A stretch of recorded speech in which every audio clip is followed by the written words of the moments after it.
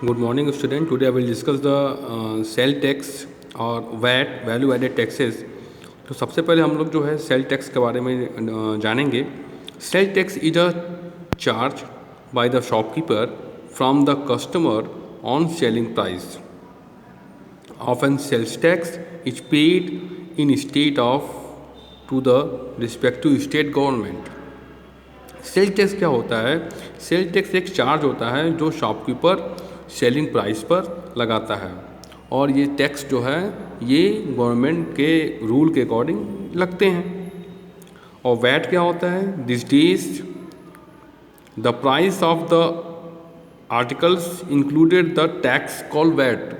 यानी कोई भी अगर शॉपकीपर या कोई भी चीज़, कोई दुकानदार अगर किसी आर्टिकल्स को किसी से ख़रीदता है तो उस पर टैक्स इंक्लूड होके उसको पेड करना होता है। यानी आप भी अगर किसी दुकानदार से ख़रीदेंगे कोई सामान तो उसमें भी आपको टैक्स इंक्लूड करके वो दुकानदार आपको सेल करेगा। तो इसको हम लोग बोलते हैं बेटा वैट। अब इस पर कुछ प्रॉब्लम क्वेश्चंस लगाते हैं, ये बहुत इजी है। देखते हैं एक क्वेश्चंस करके इस पर सेल टैक्स और वैट पर। देखिए क्वेश्चन है, the cost of a TV set at a showroom was 36,500 rupees.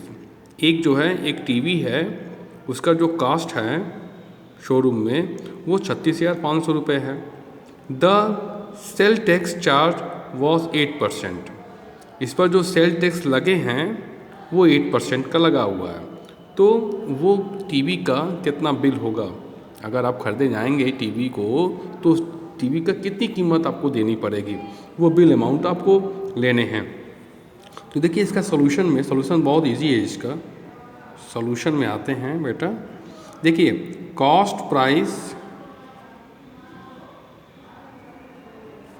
Of TV equal to दिया हुआ है बेटा 36,500 रुपीज़। इस पर जो सेल टैक्स लगे हैं, सेल टैक्स लगा है जो बेटा सेल टैक्स वो लगा है बेटा 8%। ये जो सेल टैक्स लगा है 8%, ये किसका लगा है? कॉस्ट प्राइस का। तो हम निकालेंगे इसकी amount, that is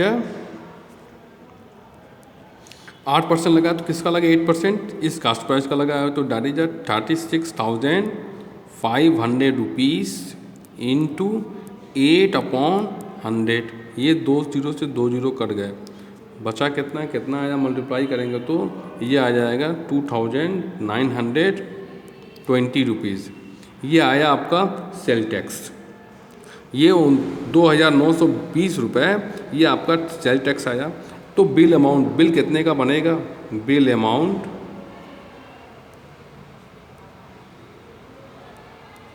equal to cost price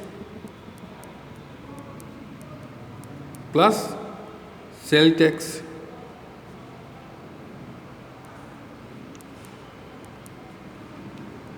cast price है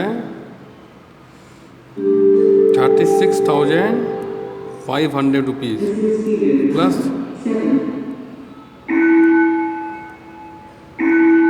2,920, दैट इज 39,420। ये आपका इतने का बनेगा। यानी आपका जो टोटल अमाउंट होगी बिल वो 39,420 रुपीज़ सेल टैक्स इंक्लूड करने के बाद। एक और क्वेश्चन देखते हैं बेटा इस पर हम लोग। देखिए क्वेश्चन है एक, Tanvay bought a watch for 1,980 rupees including VAT of 10%। Find the original price of the watch. Tanvay जो है एक वॉच खरीदता है वो 1980 रुपये में, और इस 1980 रुपये में 10% उसका वैट लगता है। तो उसकी ओरिजिनल प्राइस क्या होगी? तो इसके सॉल्यूशन में हम लोग यहाँ पर सपोज करेंगे, suppose that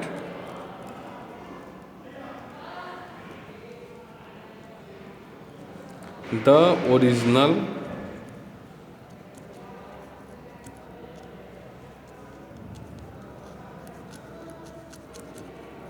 price of watch equal to x rupees. ये ओरिजिनल प्राइस हम वॉच की मान लेंगे एक्स रुपीज़ है।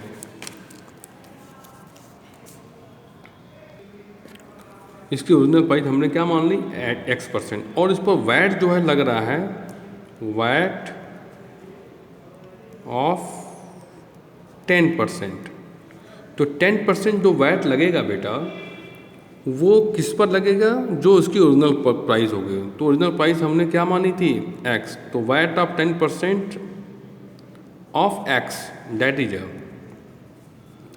एक्स इंटू 10/100, यही ना होगा। अब ये हो जाएगा, कटेगा कटेगा और ये बचेगा बेटा आपका x/10। ये x/10 रुपीज़ जो है ये वैट है, ये ओरिजिनल प्राइस पर लग रहा है। तो price including VAT, price including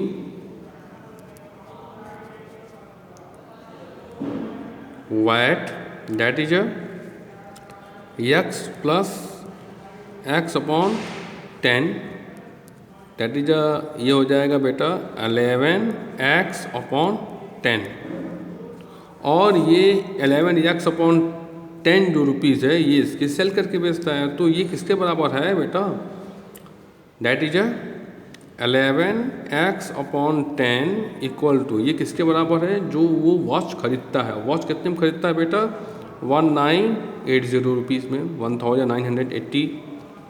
that is 11x equal to 1980 into 10, 11x equal to 1980, तो x इक्वल टू 1980/11। इसमें डिवाइड कर लेंगे आप तो x की वैल्यू आ जाएगी 11 1 जा 11, 11 2 जा 22, तो एक बार जाएगा ये। और 19 में से 11 सब्ट्रैक्ट कर देंगे आप, तो वैल्यू हो जाएगी आपकी 8। और 11 8 जा 88, ये 00। तो ओरिजिनल प्राइस जो है उस वॉच की कितनी है 1800 rupees, that is answer. Solve the questions, solve the exercise 10C, and if any doubt, please ask me. Thank you.